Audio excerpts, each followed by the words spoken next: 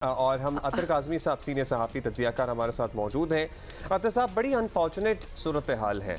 मतलब लिटरली हम यहाँ बैठ कर कह रहे हैं एज इंडिपेंडेंट जर्नलिस्ट कि भाई एहतजाज करना हर एक का हक है, एहतजाज करने वालों को भी ख्याल रखना चाहिए, एहतजाज को रोकने की जो कोशिश कर रहे हैं उनको भी नहीं रोकना चाहिए।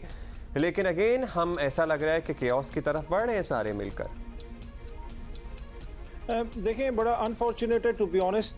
कुछ अर्सा पहले तक तो ये बयानिया था ना कि इमरान खान तो बाहर निकलेगा, इसके साथ आवाम चल नहीं सकती, इसको हेलमेट पहनना चाहिए और इसकी जो कामयाबी का राज था इसके पीछे कुछ लोगों का हाथ था, कुछ ATMs थी जो इसके जल्द से कामयाब करवाती थी, कुछ दीगर कुव्वतें थी जो इसको इक़्तिदार में लेके आई। लेकिन अब वो सारी चीज़ें तो नहीं रही। अब किस चीज़ के लिए आपको उसको रोकने की ज़रूरत है? आने दें, आप आवाम को बाहर निकलने दें। फिर उसके अलावा जिस किस्म के क़वानीन का इस्तेमाल करके वो बोसीदा क़वानीन जो 1857 की जंग आज़ादी के ज़माने के क़वानीन है MPO वगैरह के, क्या उन क़वानीन को इस्तेमाल करके आप एहतजाज को रोक लेंगे? क्या उन क़वानीन को इस्तेमाल करके पाकिस्तान को आज़ाद होने से रोक लिया था अंग्रेज़ ने?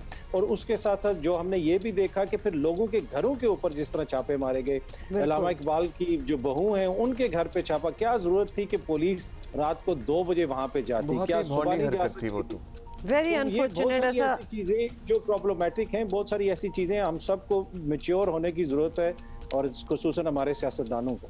अच्छा, अतर काज़मी साहब, आपको क्या लगता है what has changed in the past few days? क्योंकि अगर राना सना की ही बात कर लें तो 2-3 दिन ही होंगे जब वो मतलब ऑब्वियसली जो उन्होंने कहना है वो बातें तो हो ही नहीं थी, लेकिन रोका नहीं जा रहा था। असेंबलियां तहलील करने में गौर हो रहा था। मतलब बहुत सी और बातें, हर रोज के हिसाब से फैसले तो खैर वो बदले ही जा रहे हैं, पिछले कुछ महीनों से हम देख रहे हैं। लेकिन रिगार्डिंग दिस मार्च, जिसको हकीकी आज़ादी मार्च PTI की तरफ से कहा जा रहा है, पहले इसको ऑलमोस्ट ओपन हैंड ही दे दिया था कि फाइनली आप आना चाहते हैं आए ज़रूर, कोई रोकथाम नहीं थी। कल हमने देखा है कि एक टोन भी बदली है, एक स्टांस भी बदला है कि एज इफ मतलब उन्होंने ब्लॉकेट्स लगा दिए कि जी हम इस्लामाबाद की एंट्री उनको होने ही नहीं देंगे। अतर साहब, क्या बदला है कि एकदम से इतना रिजिड उनका स्टांस आ गया है? अच्छा देखें, इस हवाले से बहुत सारी खबरें आती रही, लेकिन मैंने मुतअद्दिद बार पहले भी प्रोग्राम्स में बात की थी, उस वक्त भी की थी कि इस हुकूमत के जाने का कोई इरादा नहीं है। ना इन्होंने असेंबलियां तोड़नी है, ना इन्होंने इलेक्शंस कॉल करने हैं, और ये हर मुमकिन कोशिश करेंगे कि किसी तरीके से अगले साल अगस्त तक इस निज़ाम को चलाया जाए। और यही वजह है कि फिर उनकी जो भी अभी वो कार्रवाई कर रहे हैं इसी चीज़ को सामने रख के कर रहे हैं। और उनका ये जो फैसला है ये सिर्फ राना सनाउल्लाह या नून लीग का नहीं है, ये जितनी जमातें इसमें शामिल हैं, कल जो लोगों के साथ हुआ उसमें जरदारी भी उतने ही शामिल हैं, शहबाज साहब भी उतने ही शामिल हैं, असफन यार वली साहब भी उतने ही शामिल हैं, मौलाना साहब भी उतने शामिल हैं। तो ये सब लोग मिल के ये फैसले कर रहे हैं और इनका ये फैसला है। दूसरी बात ये है कि इस मार्च के हवाले से जो खदशात हैं, अमन व अमान के हवाले से खदशात हैं, उसमें बड़ा एक फैक्टर ये भी है कि आपके जो इस वक्त वजीर दाखिला हैं, इन्होंने मॉडल टाउन में क्या किया था? क्या मॉडल टाउन में कोई मार्च हो रहा था? वहां पे भी लोग अपने घर के बाहर खड़े थे और वहां पे आपने 14 बंदे शहीद कर दिए। तो इस हुकूमत का ट्रैक रिकॉर्ड अच्छा नहीं है और ये वजह है कि ज्यादा लोग खदशात का इजहार कर रहे हैं। सर, आपकी नजर से गुजरा होगा ताहिरुल कादरी साहब बड़े बरहम है इमरान खान साहब से भी। उन्होंने कहा जी 4.25 साल हुकूमत की और मॉडल टाउन वाक़े को मंतकी अंजाम तक नहीं पहुंचाया, इंटरेस्ट ही कभी नहीं लिया, सिर्फ पॉलिटिकल रिटोरिक के तौर पर इस्तेमाल करते रहे। बयान आया देखें ये जी, ये वो चीज़ें हैं जो अदालतों में आप खुद देख लें। आज मरीम नवाज साहिबा का आपने बयान भी चलाया अपने प्रोग्राम में। ये वो मरीम नवाज साहिबा हैं जो अदालत से ज़मानत के ऊपर हैं, सजा याफ्ता मुजरिमा हैं और अदालत को मशवरे दे रही हैं। ये तो हमारे मुल्क के निज़ाम का हालत है। इस मुल्क में सज़ा किसको होती है? स्टे ऑर्डर के ऊपर स्टे ऑर्डर मिलता है। तो इसमें बिल्कुल बजा है उनका गिला ताहिरुल कादरी साहब का, लेकिन इसमें ओवरऑल जो चीज़ें हैं वो हुकूमत के हाथ में नहीं होती, वो अदालतों के हाथ में होती हैं। अदालतों में आपको पता है आए रोज़ स्टे ऑर्डर आते हैं और आपको वो जो इंक्वायरी कमीशन थी उसकी रिपोर्ट ही अदालत से बाहर सामने नहीं आ सकती थी।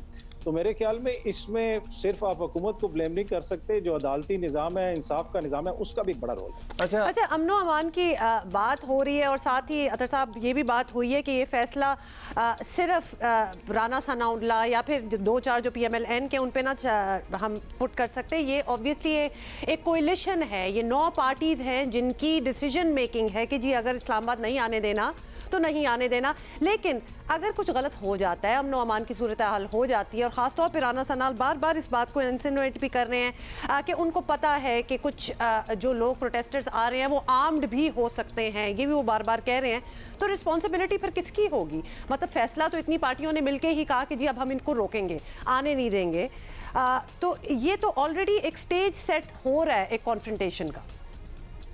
देखिए, यहाँ पे मौलाना फजल रहमान साहब ने भी आज़ादी मार्च किया था, वो भी आके बैठे थे। तो मेरे ख्याल में जो सियासी जमातें होती हैं उनको आर्म्ड होने की ज़रूरत नहीं होती है। अगर कुछ होगा, अगर कोई इस किस्म की हरकत होगी, उसमें सबका नुकसान होगा। लेकिन राना सनाउल्लाह साहब की जानिब से बार बार ये कहना, फिर उनका जो अपना ट्रैक रिकॉर्ड है, गुल्लू भट्ट की क़यादत में जो लाहौर की पुलिस ने किया, राना साहब उस वक्त वज़ीर कानून थे। तो मेरे ख्याल में राना साहब को इस तरह की बात करने से पहले खुद भी सोचना चाहिए कि PTI को क्या फ़ायदा होगा अगर वो जत्थे लेके आ जाएगी, बंदूकें लेके आ जाएगी। जो रियासत के अंदर तशद्दुद की मोनोपोली होती है वो सिर्फ और सिर्फ रियासत के पास होती है। कोई भी जो सियासी ताकत है उसको इस चीज़ का इदराक होता है कि हम रियासत का तशद्दुद से मुकाबला नहीं कर सकते। हाँ, आला इखलाकियात पुरअमन एहतजाज से किया जा सकता है और PTI को इस चीज़ का इदराक है। फैमिलीज आ रही हैं, उनके लोग आ रहे हैं और आप उनको आने दें, वो आएंगे, यहाँ पे बैठेंगे, सर आने दें। और पहले भी आपको याद है जस्टिस सतर मिनल्ला साहब के कल के रिमार्क्स भी बड़े इंपॉर्टेंट है। उन्होंने कहा था कि उन्होंने ये ब्लैंकेट बैन नहीं लगाया गिरफ्तारी पे। उन्होंने कहा क्योंकि पहले हमने 2014 में देखा था और उस गिरफ्तारी पे बैन के बाद पुलिस वाले को मारा भी गया, ज़दोकोब भी किया गया, पार्लियामेंट और PTV पर हमला भी हुआ। तो वो भी हिस्ट्री है हमारे सामने मौजूद। राना साहब को जहाँ रिस्ट्रेंट का मुजाहरा करना चाहिए और इसमें कोई शक नहीं है कि अगर कोई गड़बड़ हुई तो जिम्मेदारी तो हुकूमत वक्त पे ही आयद होगी। लेकिन अब वो जो श्रीनगर हाईवे से शुरू हुए थे, अब कह रहे हैं कि मैं D चौक भी जाऊंगा। मतलब हमने ये तय कर लिया है इमरान खान साहब ने कि या तो वो वजीर आजम हाउस में होंगे या D चौक होंगे। इज दैट राइट अतर साहब? देखिए, आपने देखा कि मरियम बीबी ने बड़ी यहाँ पे कैंपेन चलाई थी जब नवाज शरीफ साहब की हुकूमत खत्म हुई थी। नवाज शरीफ साहब खुद जलसों में निकले थे जिस वक्त उनकी हुकूमत थी और वो हर जलसे में पूछते थे मुझे क्यों निकाला। ऑल्दो कि उनको मुल्क की सबसे बड़ी आईनी अदालत ने सजा दे के फारिग किया था, लेकिन वो उसको भी मानने के लिए तैयार नहीं थे। कोई भी नहीं मानता ना सर, ये भी नहीं मान रहे। जिस तरीके से इमरान खान की हुकूमत फारिग की गई कि आज राजा रियाज को ऑपोजिशन लीडर बना दिया। मतलब क्या ये मजाक है हमारे मुल्क के साथ? क्या हमें नहीं नजर आ रहा कि क्या हो रहा है, किस तरीके से हुकूमत गिराई गई? सारी कौम देख रही है। तो मेरे ख्याल में उसके ऊपर एहतजाज का हक तो होना चाहिए ना।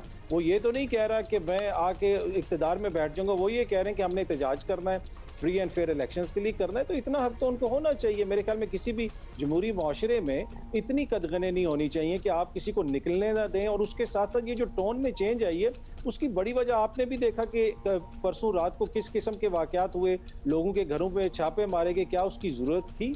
1100 से ज़्यादा छापे मारे गए, 400 से ज़्यादा गिरफ्तारियां हुई और उन लोगों के घरों पे छापे मारे गए नॉर्मली जिनके घरों में कभी भी पुलिस नहीं गई।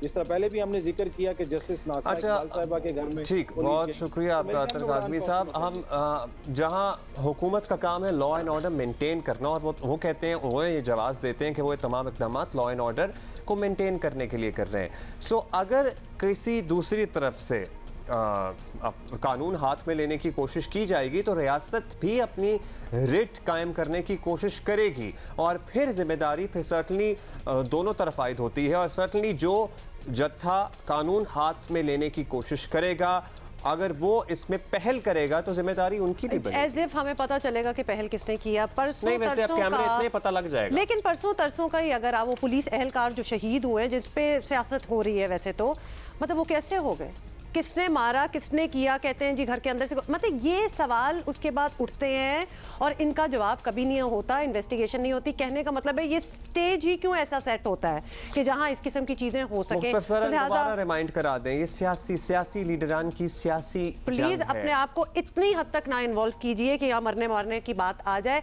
जाएं, एहतजाज करें, लेकिन रिस्पॉन्सिबली करें और जरूर जाएं।